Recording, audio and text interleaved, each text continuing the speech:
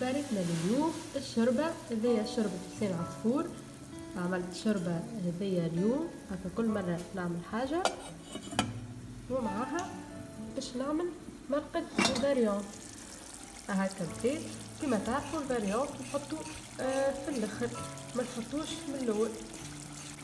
هو الفاريون خليته يتنفخ.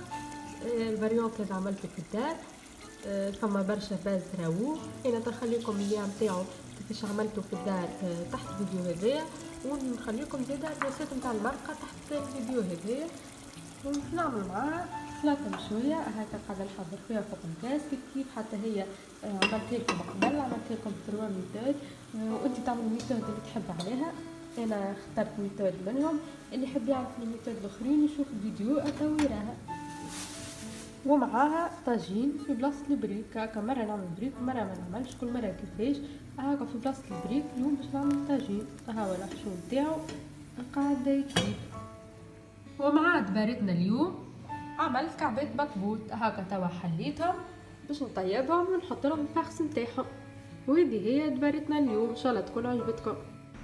دبارتنا اليوم حضرت هذوما كعبة البطبوط، شوفوا محلاهم، شوفوا قداش يشهيو، قداش يزينوا الطاولة تختو. هذايا الطاجين نتاعي اللي حضر، وهذايا مرقة المالح ولا مرقة الفاريونس كل واحد شنو يقولها. شوفوا كيفاش تشهي ومحلاها ومزيانها. وهذايا الشربة نتاعنا نتاع اليوم، وبالطبيعة سلطة المشوية كما وريتكم كيفاش عملتها. ارجعوا شوفوا كيفاش تتعمل لي غسات الكل تلقاوهم، وتنحطكم اللي نتاعهم تحت الفيديو هذايا.